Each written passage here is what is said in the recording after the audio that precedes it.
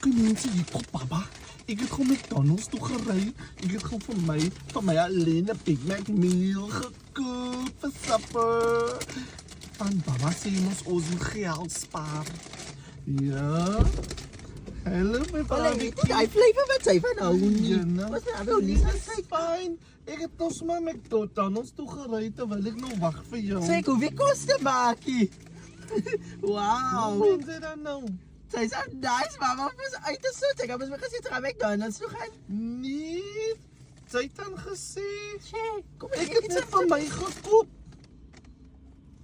Die is net van mij. Are you kidding me? Wat myne? Gee vir my. Sy het dan gesê ons moet geld sparen. My man moet nie waar nie, gee vir my. Nee, ik heb van jou uitgestort. Nee, super. Ik lijkt me dan niet, ik moet iets voor jou niet. Is je brood en banana? En is je boter meestal kan je veel brood en banana brood maken.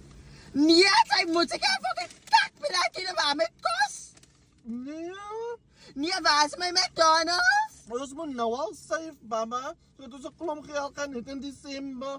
Sy het vanoggend gesê, jy moet nie so wasty, ek moet geld spaar. Maar hy beteken nie, sy moet net vir Ons one kopie, hy sê spaar, sparie. Sy gaan mos aan my gekoop en ook het van my gekoop en nie vir jou gekoop nie. Hoekom het sy van my gekoop en nie vir jou gekoop nie? Sy maak seker chok met McDonald's, ek weet dit jou. Nee, jy het nie veel gekoop, mama. Is net een. Hoekom sê jy net een burger koop?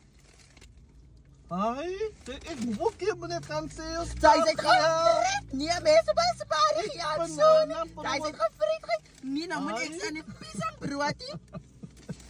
Ja. Moet ek regtig pisang brood so eet? lekker.